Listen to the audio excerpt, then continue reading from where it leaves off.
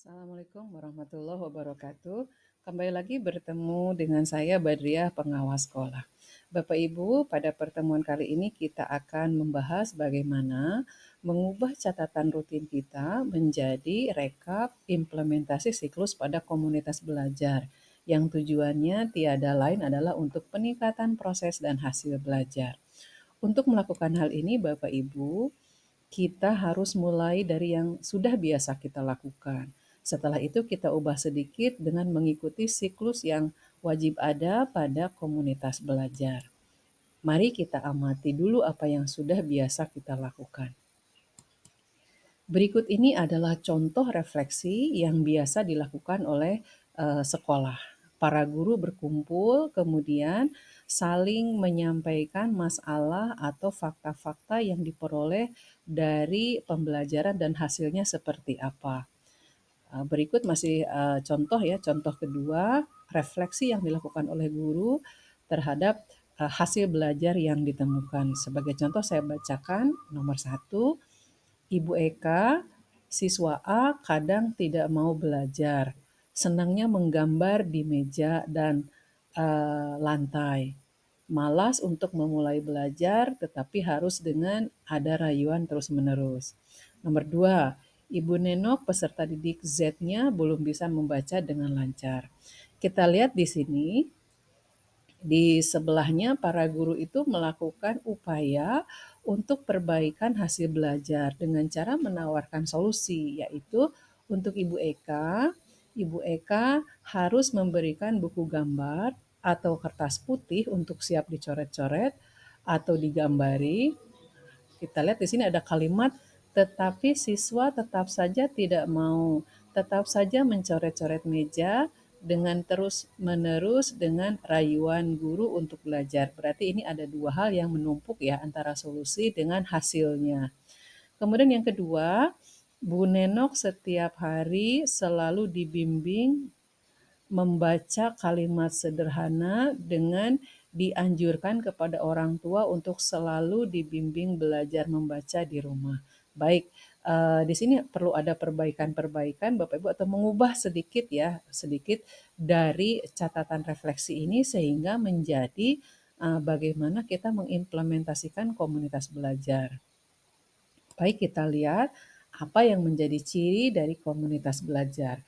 Yang pertama, di komunitas belajar itu para guru berkumpul, namanya juga komunitas, berarti tidak bisa untuk melakukan refleksi di komunitas belajar itu dilakukan seorang diri ya, harus beberapa orang guru berkumpul. Nah, para guru itu yang berkumpul itu melakukan refleksi, seperti tadi mengidentifikasi apa saja hasil belajar yang masih belum sesuai dengan target atau belum sesuai dengan kriteria tujuan pembelajarannya apa saja, kemudian dicatat. Setelah itu kita lakukan perencanaan untuk memperbaiki kondisi yang tadi ditemukan belum sesuai dengan harapan atau sesuai dengan kriteria ketercapaian tujuan pembelajarannya. Setelah itu laksanakan implementasi, dan setelah diimplementasikan Bapak Ibu dievaluasi. Catatan pada saat implementasi karena ini merupakan upaya perbaikan sebaiknya diobservasi seperti itu untuk kita memudahkan pada saat melakukan evaluasi.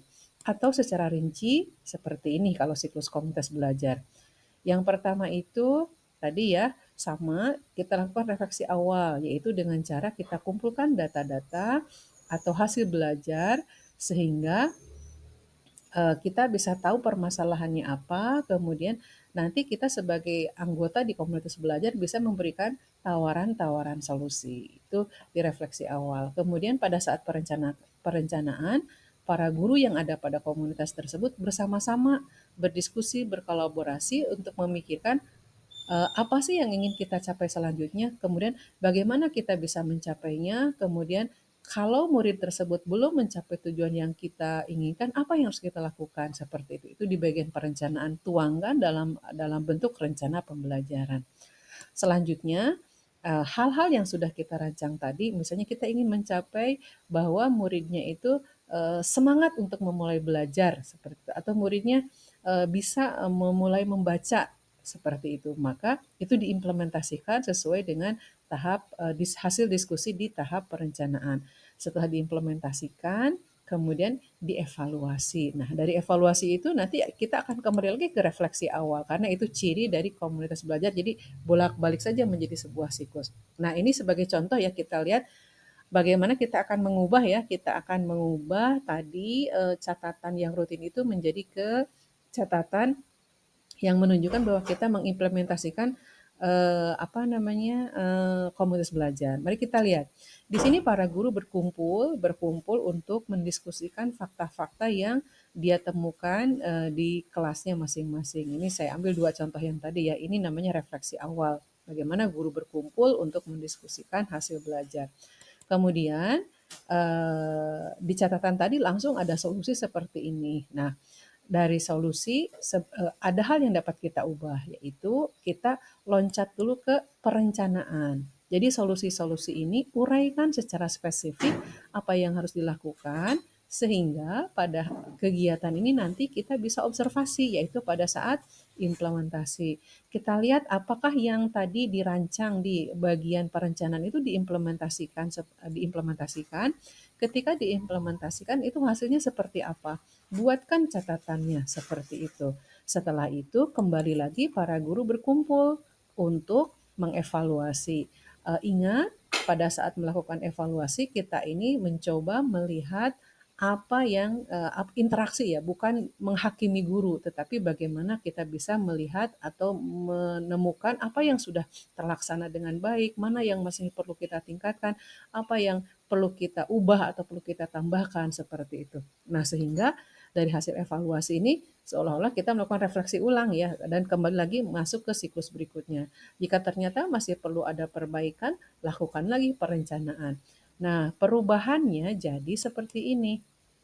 Semula dokumen kita itu seperti ini ya 2 kolom, diubah menjadi 4 kolom. Dengan cara ini memudahkan kita menelusuri bagaimana bahwa komunitas belajar ini dapat menjadi sumber bagi kita untuk belajar sekaligus juga menginspirasi yang lain ya. Jadi yang pertama di kolom yang paling kiri sama saja kita tuliskan masalahnya atau fakta-fakta hasil belajar yang kita temukan. Kemudian yang berikutnya, pada bagian solusi, Bapak Ibu tambahkan rancangan-rancangan rinci apa yang harus dilaksanakan di kelas. Setelah itu lakukan observasi. Setelah melakukan observasi, jangan lupa dicatat observasinya seperti apa hasilnya atau boleh saja tulis saja kegiatan yang dilakukan oleh guru itu seperti apa. Kalau misalnya tidak memungkinkan melakukan observasi karena tidak ada guru yang lain, tidak apa-apa, boleh direkam seperti itu sehingga nanti kita bisa punya data untuk melakukan evaluasi. Nah, itu siklus yang dapat kita lakukan di komunitas belajar atau kalau dalam paparan ini adalah bagaimana mengubah dokumen yang biasa kita lakukan menjadi dokumen komunitas belajar dengan cara mengubah cara kerja kita. Tentu saja bukan hanya pada aspek dokumen ya perubahannya, tetapi juga pada tahap pelaksanaannya. Jadi, mari kita jadikan komunitas belajar sebagai wadah untuk saling belajar dan meningkatkan keterampilan berefleksi. Jadilah guru pembelajar sepanjang hayat. Selamat belajar di komunitas belajar. Assalamualaikum warahmatullahi wabarakatuh.